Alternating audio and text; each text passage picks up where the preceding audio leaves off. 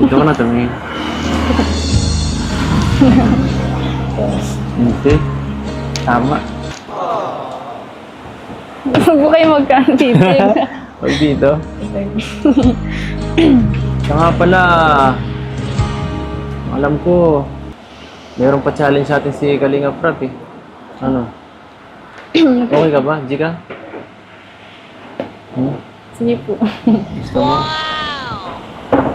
Gusto mo ng mga challenging na gawa?